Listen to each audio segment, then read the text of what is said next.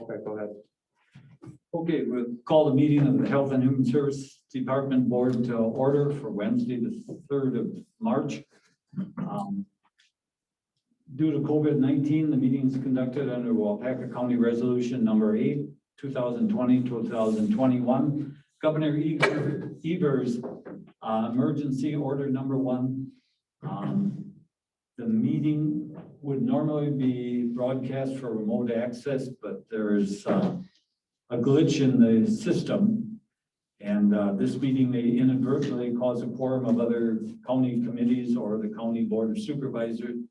No business decisions of any other committees or the board of supervisors will be conducted at this meeting. Participation is in person is permitted. This meeting will be conducted using CDC and DHHS guidelines regarding social distancing. Tables and chairs have been arranged accordingly. Face coverings are required unless an exception is applied. The list went around for the roll and everyone is here. Welcome.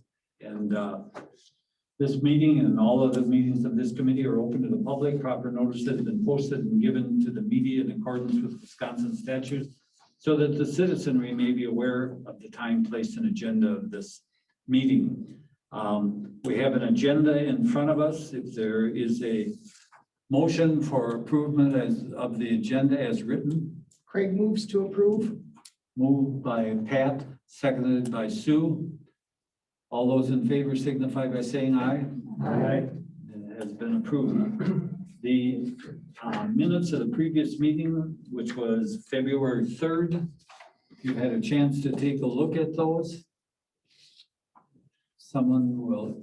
Blair will move to approve the minutes. Okay, Dennis, been moved and seconded to approve the minutes as written.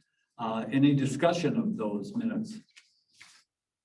Hearing none, those in favor of them as written signify by saying aye. Aye. And they have been approved. Next is the public health COVID-19 update by Jed. There's a program presentation first. Sorry. What's that? There's a program presentation first. I'm sorry. I saw program and I thought it was all the things down underneath that listed. Sorry about that. Okay. Hello, Good evening. I am Shauna Hansen. I supervise the programs for kids with special needs. And tonight I am going to talk about 2 of those programs with you. We have a family who participates in one of the programs. I'll talk about the CLTS program. The family will speak and then I'll come back and talk about the CST program. So CLTS is the Children's Long-Term Support Waiver Program. I gave you handouts with notes that I'll be referring to. So the CLTS program is a state-funded program. So all of the kids enrolled are fully funded by the state. And the program exists to keep kids in their homes and communities safe. So this program is really meant to support whatever the family needs to meet that goal of keeping them safe in their home and their community. Who is eligible is kids that have limitations to their daily activities, which would be bathing, grooming, eating, toileting, mobility, transfers, communications, learning, social competency, meal preparation, and money management. So there is actually a functional screen that staff have to pass the test in order to administer. And that's kind of the gateway to, yes, this child is eligible for the program.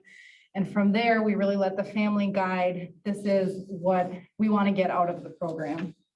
The program has changed pretty significantly in the last few years. The state has really focused on including the family and engaging them in discussions of what they need in order to meet their goals. So you have 2 colored handouts there. The first being the supports and services at a glance. So this was a document that was just created in 2020. And the purpose of this document was to show families what this program could support. Because historically, workers would go into a home and say, what are your needs? And that question is pretty open-ended and hard for families to understand what can be supported. So you've seen a lot of credit card purchases, which are paid for by the state. We're reimbursed for those purchases. But the reason that you're seeing that uptake is because families now know what they are eligible for, especially around those adaptive aids. So the physical aids are anything that improve a child's day-to-day activities. So that can be a lot of things. A lot of kids have recommendations from occupational therapists, physical therapists, schools, and now families are aware of those things and they come back to the CLTS worker and say, we have a recommendation for this item. Is this something that the state can support? The functional screen says the child is eligible, so therefore, yes, we can support it. So if you've seen more, I guess, transactions basically in this program, that's kind of the why, because the state was really focused on, we need to do a better job informing families why this program exists. So I will lead you to the Deciding Together guide. So this is another guide that was just developed in 2018. Again, really walking families through this program is pretty holistic and can support whatever it is your family needs at an individual level. So I thought that that was important for this committee to know, because there have been so many changes in the program, and especially that purchases piece. You guys see what the state has already approved, but they come through in that way. So any thoughts or questions on that? Sean, if I could just add, the reference for folks who haven't been around a long period of time, when it says waiver program, it's a Medicaid waiver program, meaning that the standard Medicaid rules have been waived in order to support the expenditures of the program.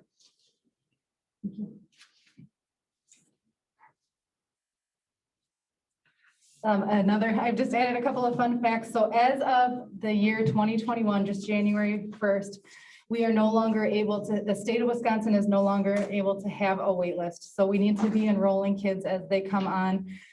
We shouldn't have kids with special needs sitting out there waiting to receive services. So that's something at the state level.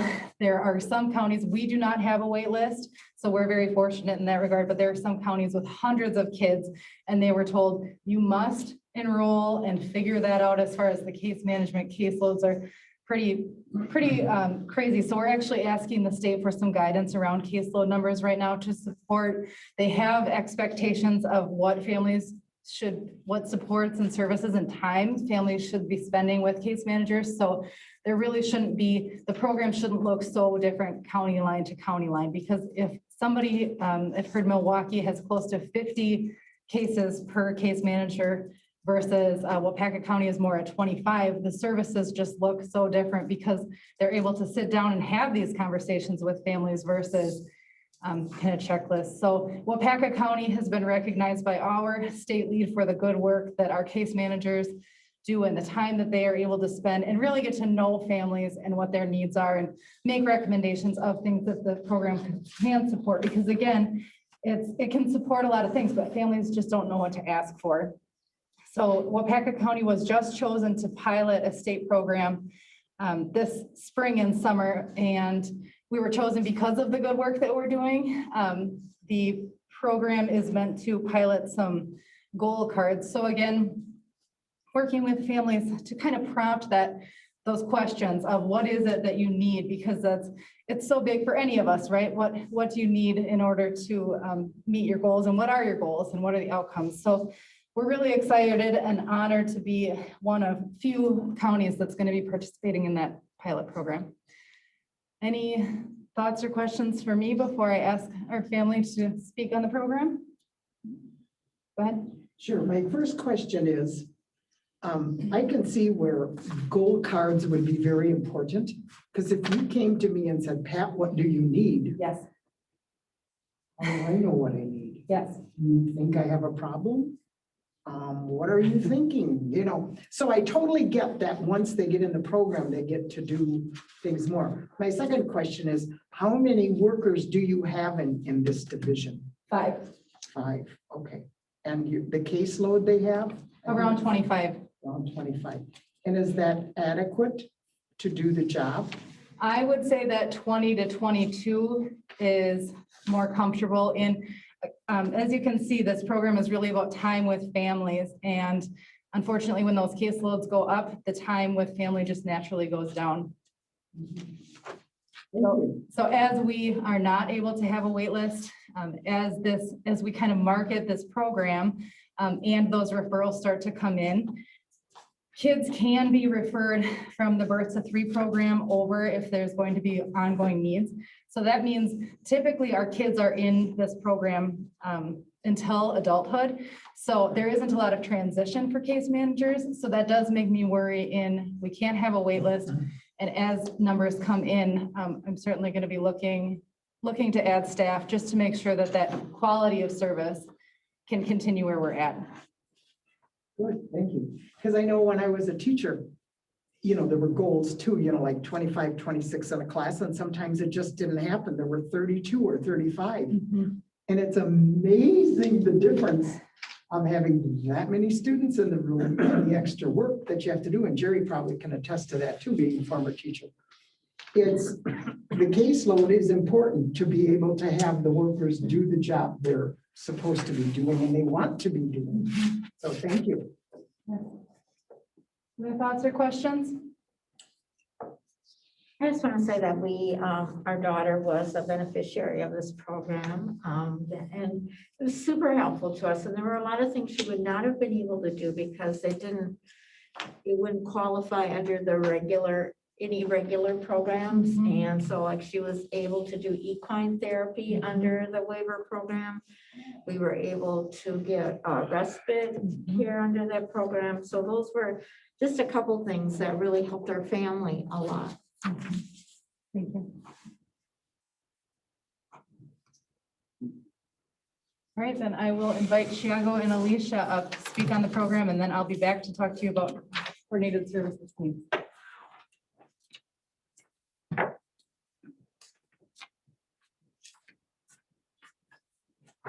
Good evening, everyone.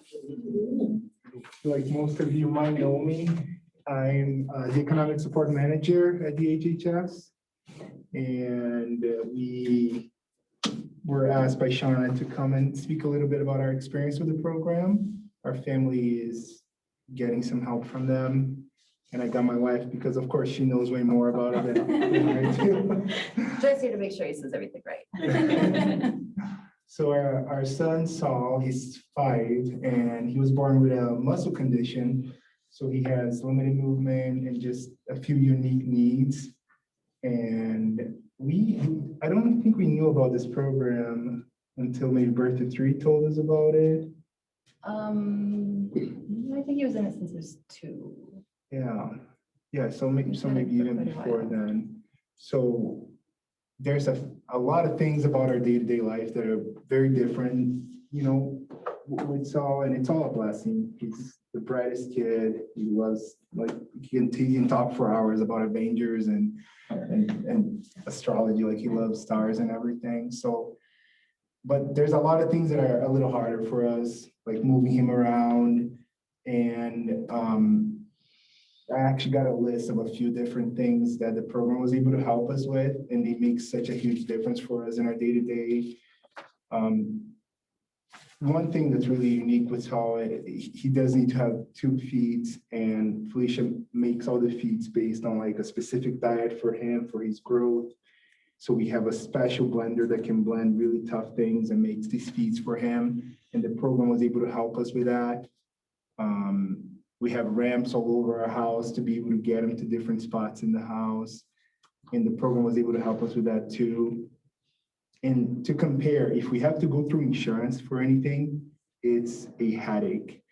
They make you jump so many hoops. You have to send a letter from the doctor, and then they'll deny it, and they ask for the therapist, and you send it from the therapist, and they deny it.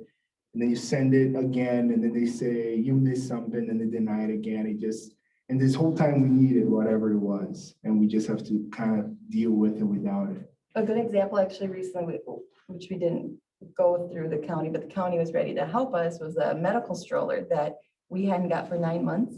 Yes. because it was just an ongoing battle.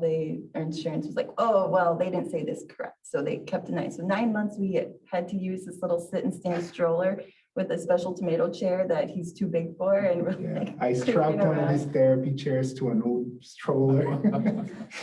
And she's like, that's not safe. I was like, it is. And then one day he wasn't on it and he just flipped and I'm like, wow, I'm glad he wasn't on it.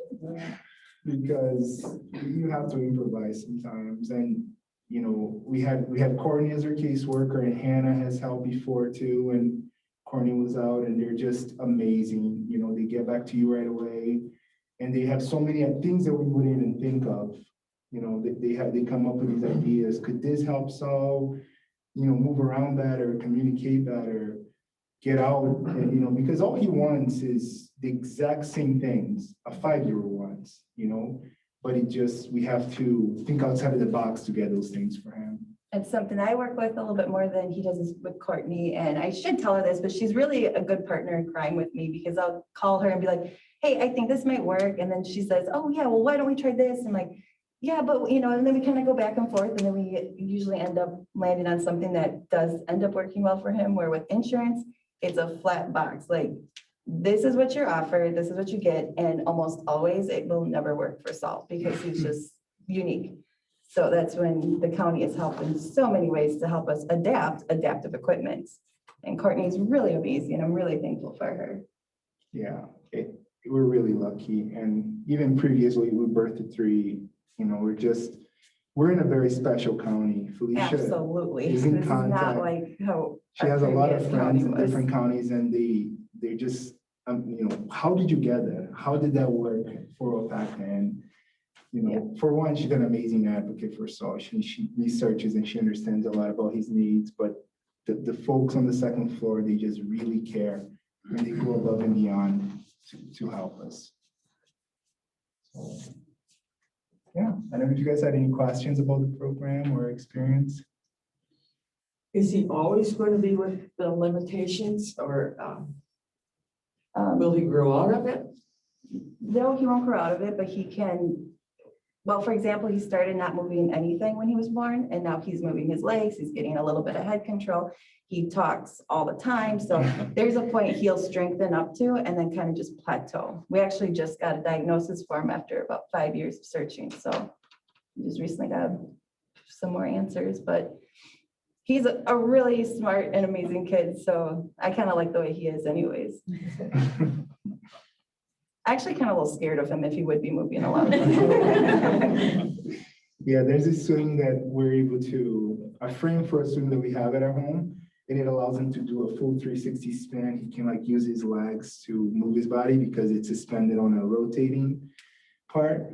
And he just, you go, Saul, I need you to, and then he spins away from you, he turns his back to Or if you come to our door, he's gonna spin around and be like, who are you? you. Yes, yeah. And that was all purchased with the help of the county.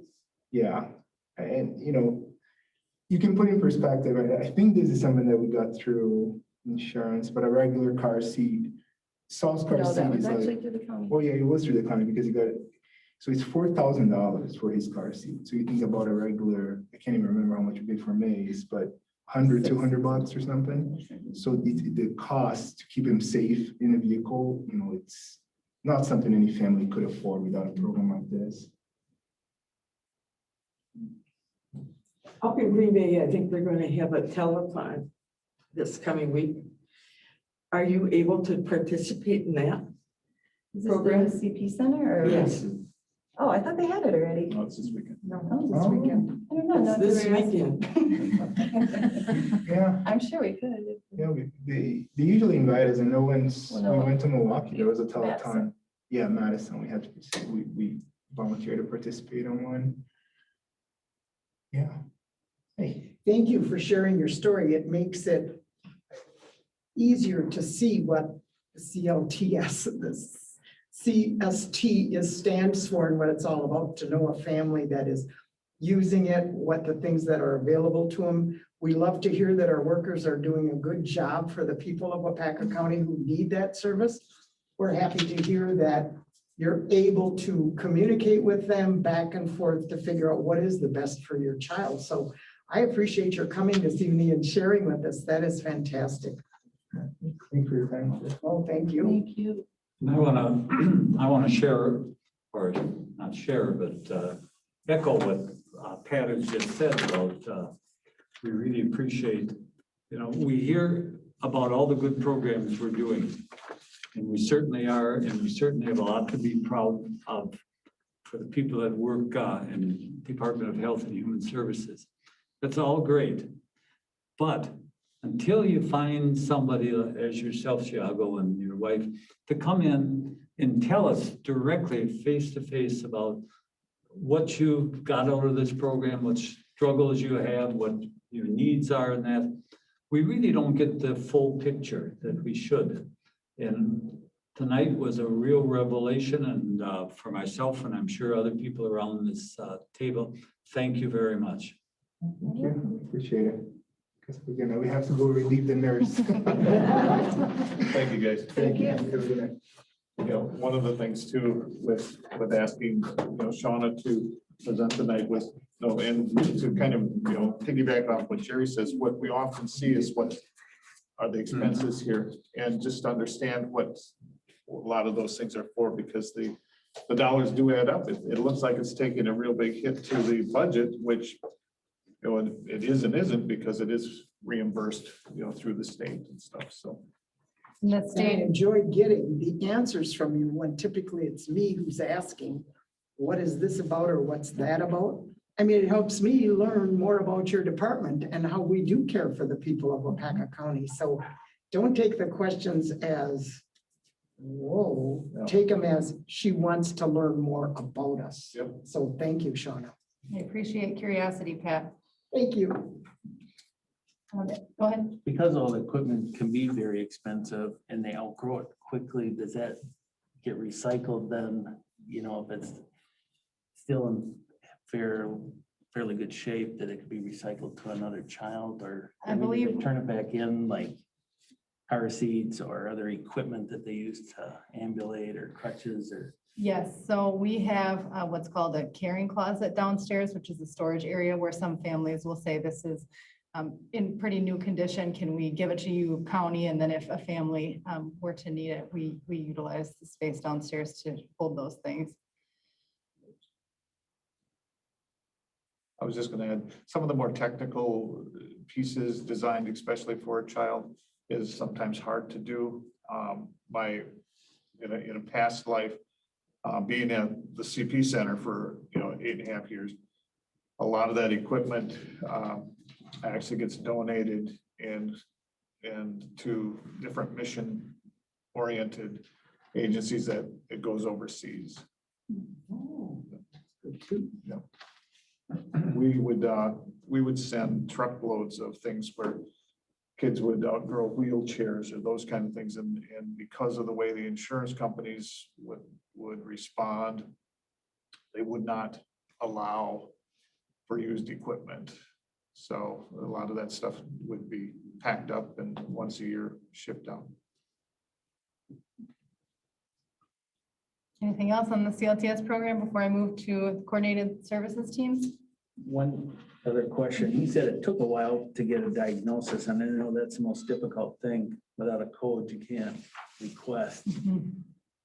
And I find that the frustrating part of it too with kids and mental health, even to try to get a diagnosis so I can get, I know FIPALPA's around, but it's been, kind of slow to get them in. And then a year, 6 months has gone by before, and I'm the one treating them, and I'm just family medicine. I'm not a specialist, but you try to do the best you can. And I don't know if you guys have any insight or how we can get it done quicker or mental health wise, for kids, because then you can start them in a developmental program if they've got autism, or is it, oppositional defiant disorder where they're just, uncontrollable, or other behavioral issues. Yes, But- that issue comes up very often where we're trying to support families in getting to that diagnosis, and Especially when they're getting that school age where now they're in kindergarten or first grade, and then the teachers are after you guys, and then they're after me. And call the county. But I don't know if there's any way we could get that done quicker, but Yeah, there don't seem to be enough resources out there for that piece, which is so important into unlocking some of these I mean, programs. physical disabilities you can see, but inside the head is hard. Okay, shall we move on? So just briefly, I wanted to talk to you about the Coordinated Services Team, which is referred to as CST. So CST exists to wrap around children and families when children are involved in multiple programs such as mental health, substance abuse or substance use, child welfare, juvenile justice, special education, or developmental disabilities. So that could be some of our at-risk youth who don't necessarily have a mental health diagnosis themselves, but there are a lot of behaviors popping up and everybody can agree that things aren't going well. So then law enforcement or schools or families can call the county and say, we're needing some support. So we refer that as wraparound. And what wraparound is, it's engaging the family with natural supports. So you think about, these are unpaid supports. The CST program does not have funding to pay formal supports to participate in the program.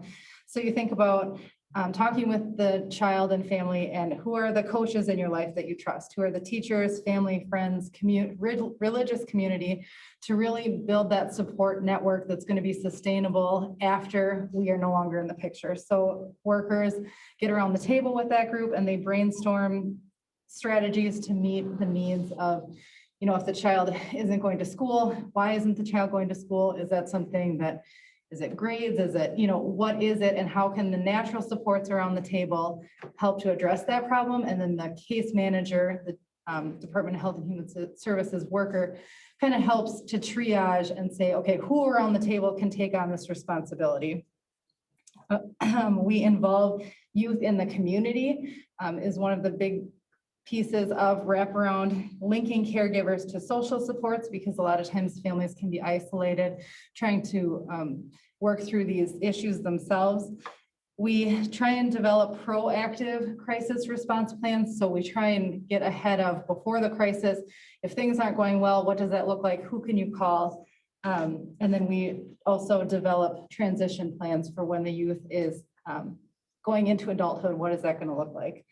So who is eligible? The child has a severe emotional disorder, is maybe at risk of an out-home placement, are in an institution. So that could be if a child has been removed from their home, we can wrap around the family and have some of these conversations for that goal of getting the child back in their home and community safely.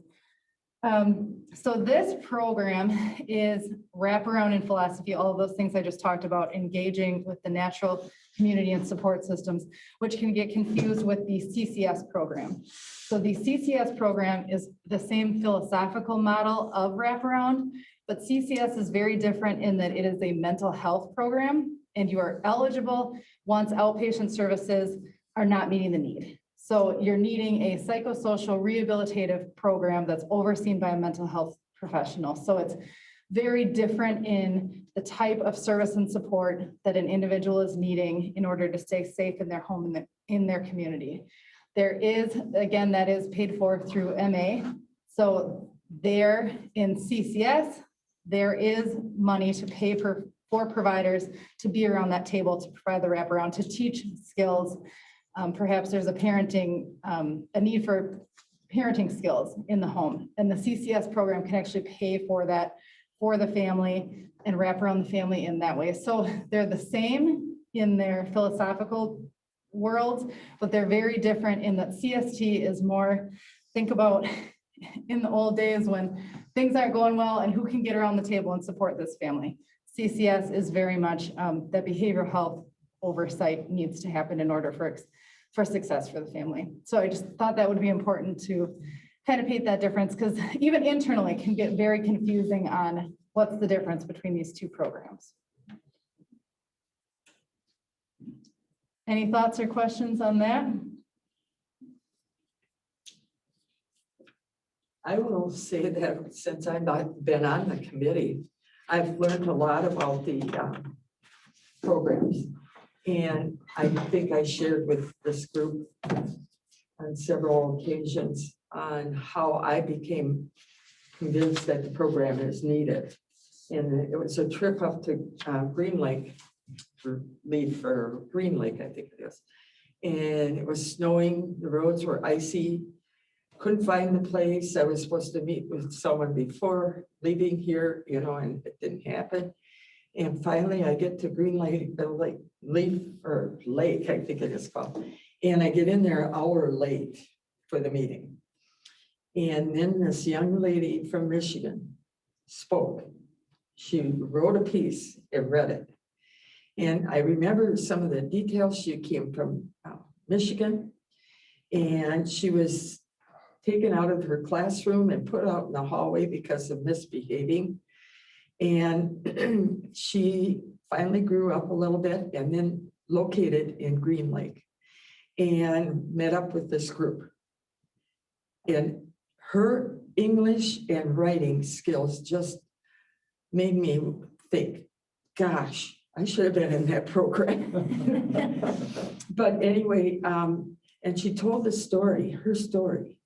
And it was so touching to me because I came in pretty cranky and because I couldn't find the place, but it still stays in my brain. So yes, the program is well worth it. And I'm glad I'm on the committee. And thank you, Thank you. Shauna. Thank you. All right, any other thoughts or questions? All right, thanks for your time. Thank you, Jen. Good job. Thank you very much for taking your time this evening to fill us in on that program and the Yeah. other program. And Happy to be here. Thank you.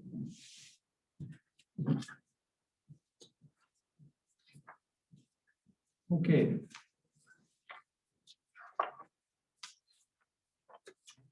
I guess, in my skipping over things, I guess I skipped over public comments, so I'll get to that right now. Any public comment? Any public comment?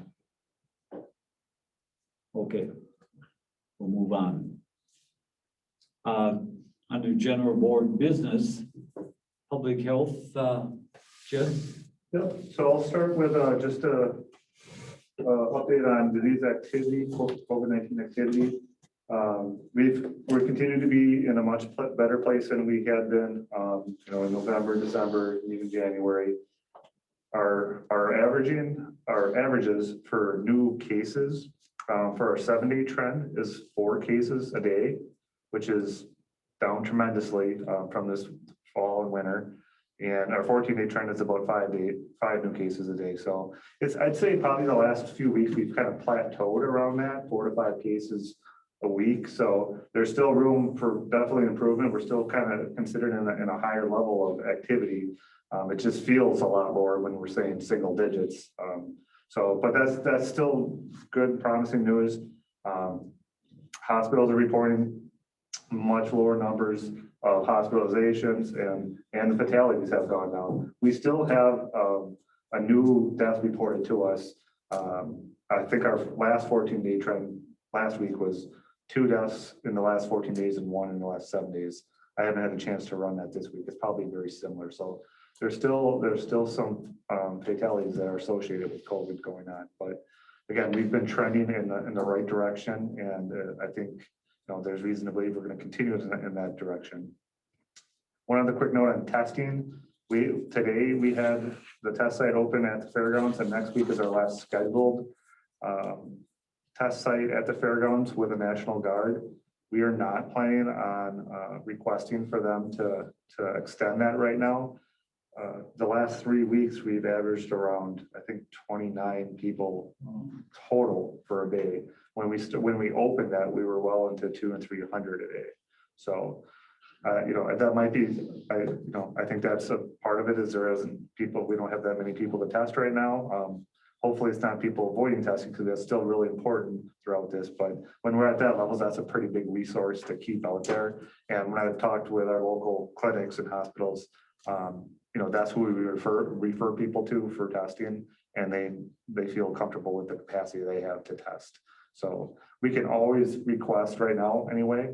That's still available to request the National Guard. I just don't think right now we need to extend it. If something happens where we start seeing some surges, we can go back into requesting that. So right now, the 10th is our last scheduled date, and we're not gonna renew that. As far as vaccinations go, I brought up the state's website here with the vaccination statistics, highlighted Waupaca County. So we're at just over 52% of the full population has been vaccinated at least once with one dose. And then underneath, you can see the demographics of who's been vaccinated, and the group that's, that was, I went back to the state statistics. These are the state statistics. But we're just over 50% of our, or 51%, 51.5% of our 65 and older population. And that was a big group of the currently eligible groups that we've been concentrating on. And I'll tell you, the 2 weeks ago, scheduling appointments for that group started to slow down. When we first started doing it, like everybody we called right away wanted to get in and needed the appointment. And then it started slowing down where maybe every fourth or fifth person we would call already had an appointment. 2 weeks ago, it was probably about 40 to 50% of the people we called from our wait list already had an appointment or already been vaccinated. And this week it took even longer. So that's good news. That means we're getting through this age group. 51.5%. So we're over the majority. Not everybody in that 65 and older are going to want to get vaccinated. We're not going to get to 100, but I think we're kind of getting to that point where it's slowing down. We're getting closer to the majority of that group. And what's good is what we're noticing too is, as we're calling, like I said, people are already finding appointments, already been vaccinated. We do have more availability now in the county for vaccinators. We have all 3 Walgreens, Waupaca, New London, Clintonville are part of the federal program. So people have been able to find appointments with them for the last few weeks. Hometown Pharmacy in Waupaca has been able to provide vaccinations, and then our healthcare providers are reaching out to their patients and vaccinating. So that combination, along with us, has gotten us to this point. Starting Monday was the next group of eligibility started, and the priority within that group are educators and childcare, schools and childcare. So this week, actually, we're doing our community site where we have the majority of our allocation is going to that. We just, as I mentioned, it took longer to book. We started booking on Friday for appointments. We just finished, I think, last night and into today getting our appointments for just over 200 people. So we'll be at the Manual Massage Center again tomorrow for first doses, about 200, and then I think we have another 130 for second doses. And then we ended up going to a school this week too. So we have one of the public school districts completed, and that was Clintonville. So we're kind of doing both as the demand kind of worked its way through. So far, the county has provided 5,163 doses as first and second doses. So that's, I'm guessing, I wasn't able to separate them in the report, but probably over 3,000 people that the public health department has vaccinated of that 7,751. So we've done a pretty good portion of that percentage. Back to the schools. So they're eligible now. The state is also going to start allocating doses just for them. And the new vaccine that was just approved, the Johnson & Johnson, which is a single dose vaccination, they're going to reserve for schools that haven't been vaccinated by the 15th. They're going to reserve doses for them specifically with a single dose, which will work nice for the vaccinators too, that won't have to go back and do second doses. So we're probably, I'd guess, by the week of the 15th, we might have all of our schools completed. We may still do a school or two next week, but if we're able to get our full allocation for the schools on the week of the 15th, we'll get them all done the week of the 15th. And then we'll be able to, move on to some of the other groups that are currently eligible. And it's going to help us move faster through this currently eligible group. I think that's pretty much it.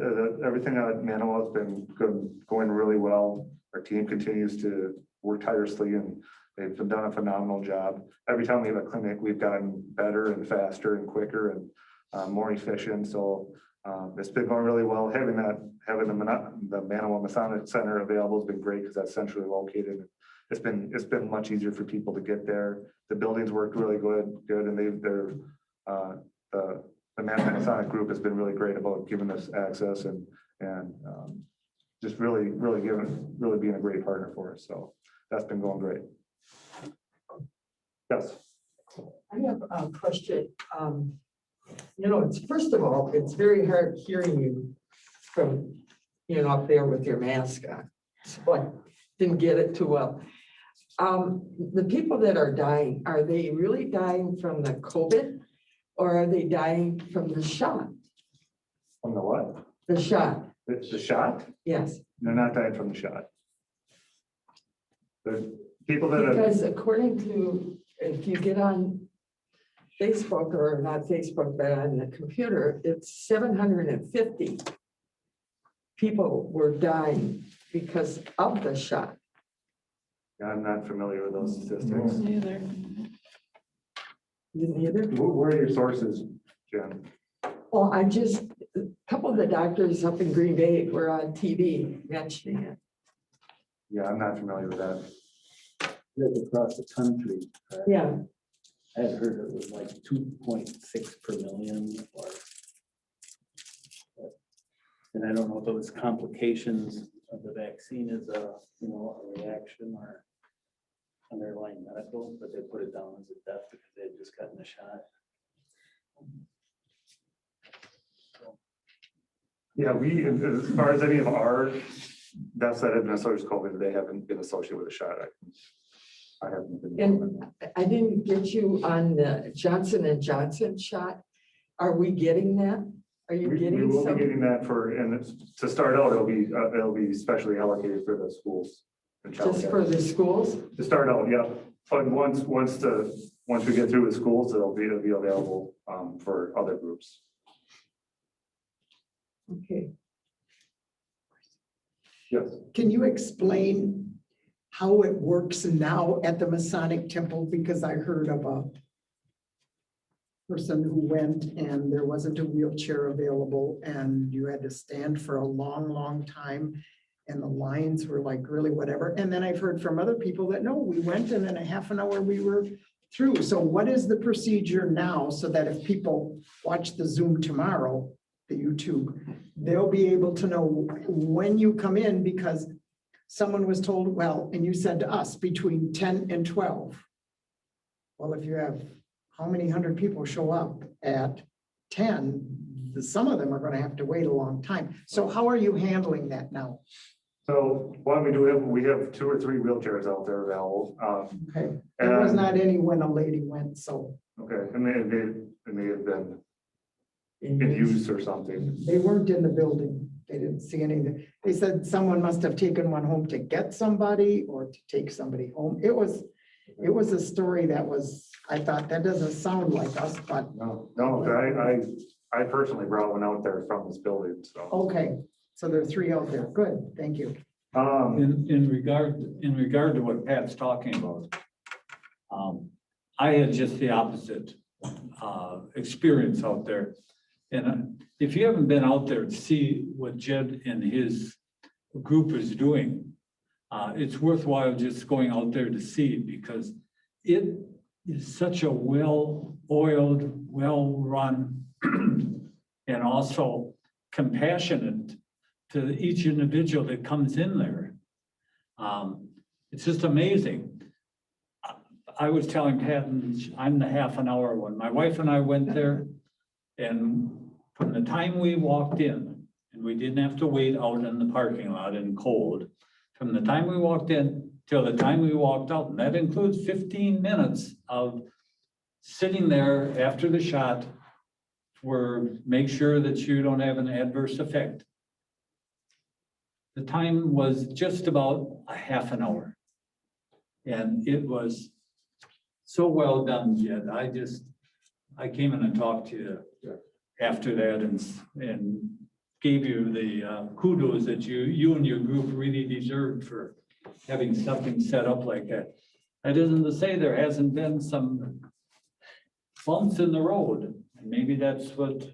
Well, that's why I simply asked the question, how are you doing it now? Yeah, no, so So, like I said, we've gotten better and more efficient with every one of them. We do appointments now, and I think one of the first few clinics we had, we did in 2-hour blocks. We do it in 1-hour Okay, blocks that now. was probably where they were at. And what happened was one of the clinic days was a little bit more crowded. It was a day that we had 2 clinics scheduled, a Wednesday and a Thursday. The Thursday was a snowstorm. So we called everybody that was scheduled for Thursday and had them come in Wednesday ahead of the storm, so people didn't have to travel. So that day, it was a little bit busier in the building, but if that was an experience, that may have been one of the times where it maybe took a little bit longer for people to get through. But it was either that or cancel it or have people try to drive through a snowstorm. So we called everybody and brought them in on Thursday. I think most people appreciated that. You said the magic word, appointment. That's all I need to know is that we're doing appointments, because then when you arrive, you're there for a specific time. And that means you're ready for them, they're ready for you, and it's not the 10 to 12 block, which probably, like you say, was one of your first ones, that they had to wait a horribly long time with an elderly person. That just wasn't a good situation. So thank you for improving on it. I just want to say, Pat, the only complaint, and it was a minor complaint that I had, after I was all done, I didn't whimper during the shot, but he didn't give me a sucker. I didn't expect a sucker when I got my COVID. Then you have more tendencies to be a little Whiny. whiny. Just Back right- to the agenda, back to the agenda. Okay, Well, thank you, quick Judge, question. again for, do you have anything more?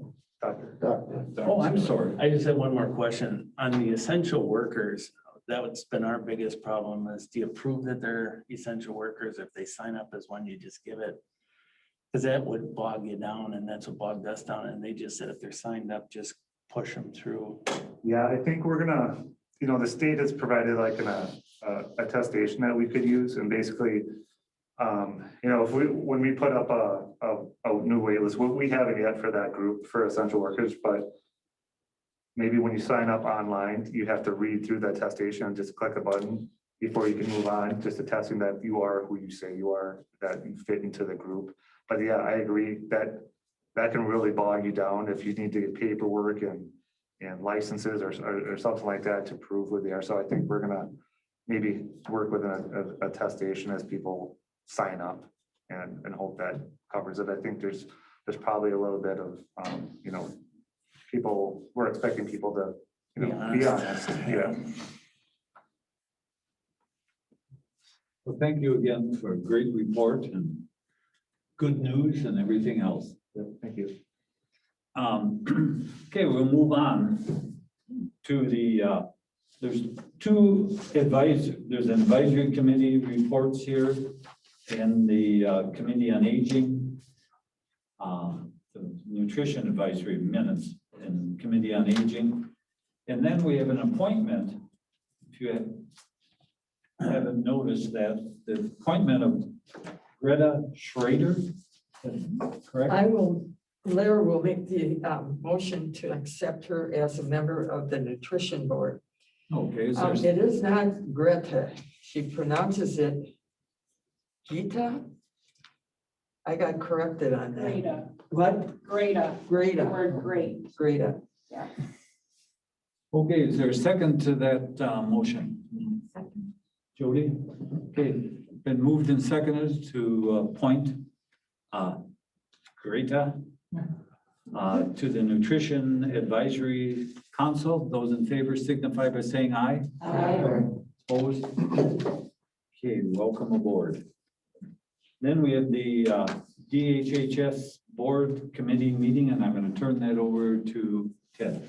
At the last meeting, and it's put on the agenda just simply because at the last meeting, there was a question as to, the day of the month that we had the meeting on time, and that was prompted by finance's inability to, I shouldn't say inability, He gets it done. Thank you. He gets it done. But it's a tremendous amount of work to get the financial documents done prior to this meeting because it's so close to the end of the month. Would that be a correct statement? Yes, thank you. Yes, so she does a phenomenal job, let me say, at getting things done, but that prompted the question, well, why do we meet on this date of the month?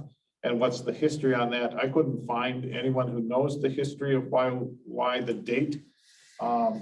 So it's on the agenda, simply if you want to change that, we certainly can. It is recommended, or has been recommended, that it be conducted before the Finance Committee meeting, which would then push it, probably the most likely date then would be the second Tuesday of the month as opposed to the first Wednesday. So As far as history goes, I was talking to Ted in his office about this the other day, and I've been on this committee for 18 years. And it's always been that particular one. Why? I don't know. I got on the committee and it was that, and it continued on. And so Ted and I are certainly open to anybody's ideas or that about Doc. I thought it was put at that date so that we could get our work done for any of the other committees that may be meeting during, because we go to different committees.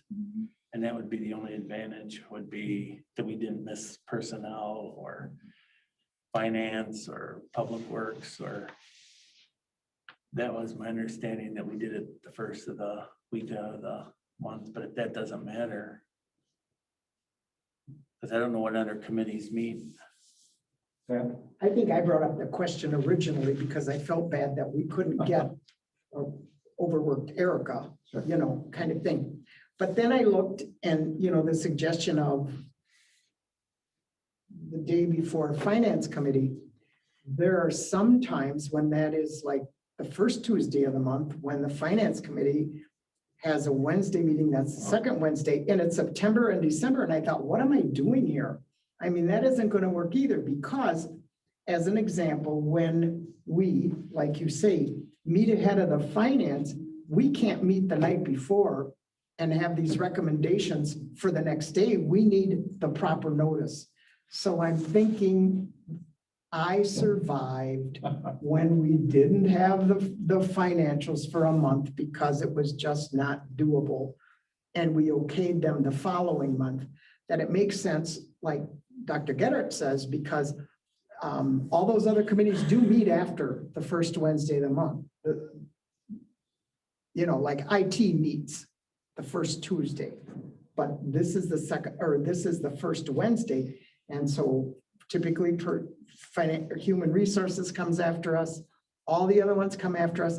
And then if we have something we want to bring to them, like a donation acceptance or a resolution, we have plenty of time to get that done before they end up meeting. So I'm in favor of leaving it on Wednesday, even though I brought it up with the understanding that we're just going to have to realize that there are things Erica can and can't do, and there's things we can and can't do. And if I may, I certainly do not mind continuing with the time frame, that you're getting, tonight it's March and you're getting February's payment register, just with the understanding that I may not be able to get that to you, with a week's notice for review, depending on how that month falls and when that first Wednesday falls. Just that I will get that to you, as soon as I possibly can, once that last week's check run has happened. So I certainly don't mind, continuing as we are, as long as you're okay with some months that might be a shorter window for you to review.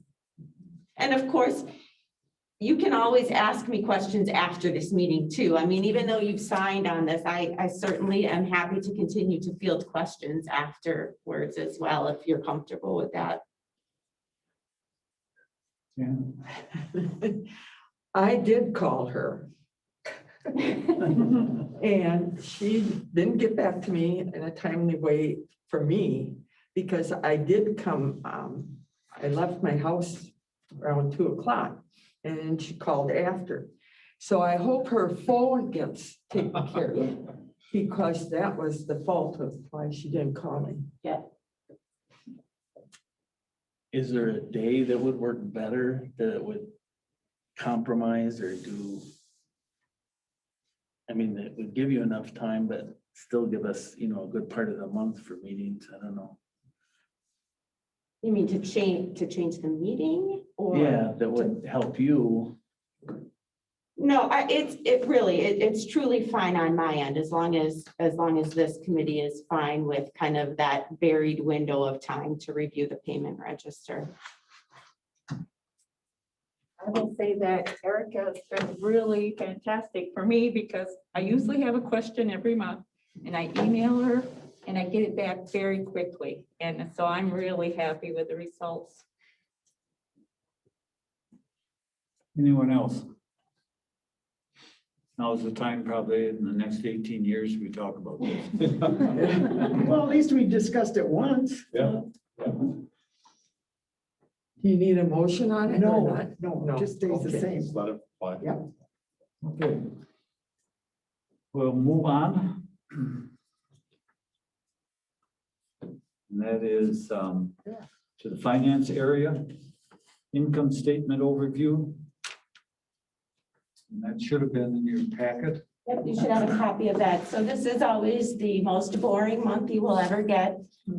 Just as a reminder, what happens in January is that we are doing a lot of booking back both our expenses and our revenues to the previous year because we're wanting to recognize those in the year that they occurred. So really what you're seeing, particularly for expenses in January, is mostly payroll related expenses.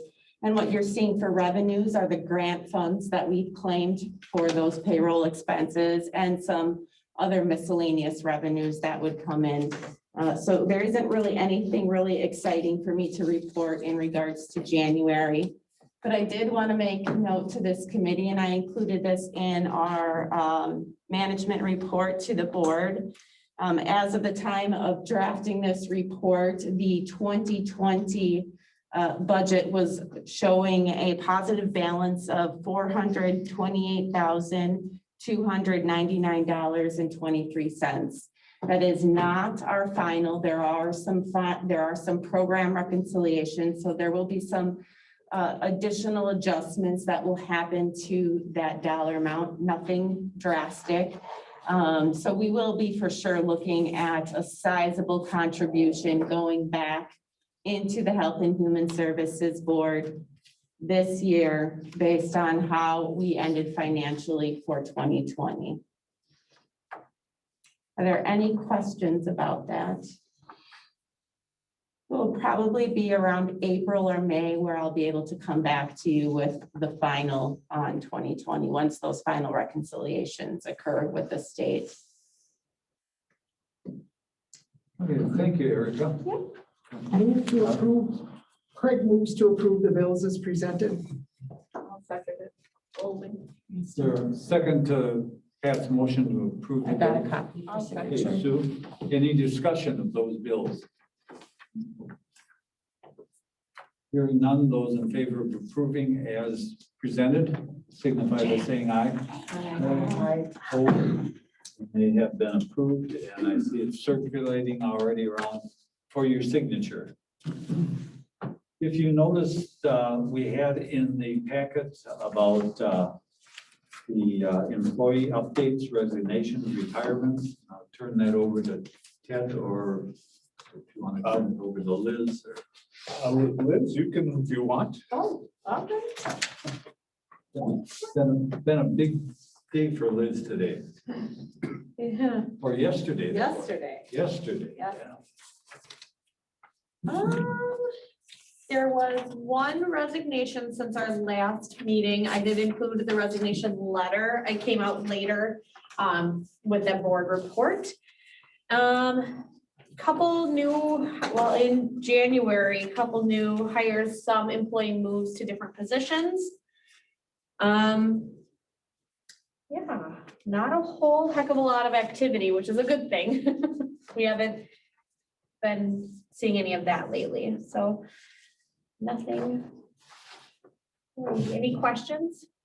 Dan? Yeah, Ted, it's a little concerning to me why are people leaving the economic group? Because it looks like we had one retired, one resigned, a new position, and another one resigned. Well, And I I think- think the last letter she sent out came from that department. It did. Yep, that was Jen from I Economic was just Support. wondering, why are they leaving? I don't think there's anything negative going on or anything like that. I think it's just life situations, where people have chosen to, one of them is one that is listed as a resignation, is actually a retirement. And so I think it's, just where people are at in life. Something else. We're not hearing of any negative problems or things like that. Chiago has not reported anything. So I just think it's the circumstance right now. We are trying to make sure that we capture all of the resignation letters and letters of notice of retirement and provide those to the board. Do we have a written requirement that people need to submit in writing so that it's official? And now I'm referring to a report where you said you didn't get from the supervisor a resignation of someone. Yeah. I mean, so my question is, do we require that they formally submit something in writing so that we know that it isn't just a verbal? That's a good thing? question. I don't know that, Pat, but I'll look into that. Yeah, thank you. Because I mean, that way we know that what's happening is happening, and I personally enjoy reading the letters of why they're leaving us and what they're doing if they choose to tell us what's happening next. I think that's important. So thank you. Yeah, are you talking about these letters you enjoy reading because? I don't like them leaving us, but at least they're explaining why they're going. No, that is, I wasn't chasing down that point. I was saying that we do have an exit survey thing to fill out if they wish to. That's the catch. They don't have to. And then the exit document of people, if they do fill it out, it gives us a better insight into, was it a better job in Outagamie County, or was it because they couldn't stand their supervisor, or was it the, whatever but a lot of them don't do that. No, and I understand that exit interviews are different from letters of resignation, but I think as a board, we need to see the letter of resignation to know that it's something in writing that we're receiving, that they are leaving at whatever time they're leaving, be it the 2-week notice or the month notice or whatever. Typically, that's just what is standard. You don't say, oh, Judy, I'm not going to be here. I'm leaving for Stevens Point. That was just my question, Jerry. Okay.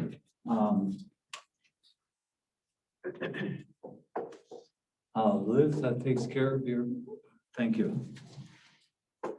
And then the director's report.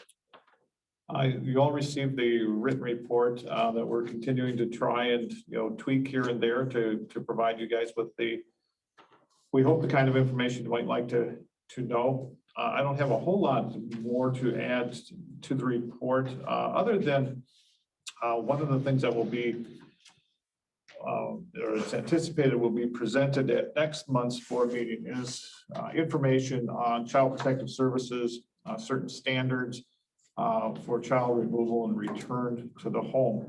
I am aware that a number of board members have been contacted in regard to a child protective services case where children have been removed, and there is an anticipated trial to return the children to their mom. I can let you know, and it's a very challenging case. A lot of emotion involved, good people involved all the way around. But there's differences of opinion as to what should happen with the case. And I know, again, a number of board members have been contacted about that case.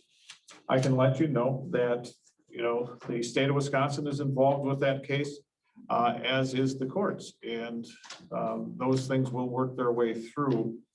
but it kind of has to happen that way. You know, so, and certainly I encourage anybody around this table or other board members who may approach you to give me a call, and I'm more than happy to speak as best I can to the situation. But I do know it's out there. You know, we actually have a couple of those types of things, and some of those are just kind of the way the process works. It's sometimes hard to think, why would a child be placed back in this home?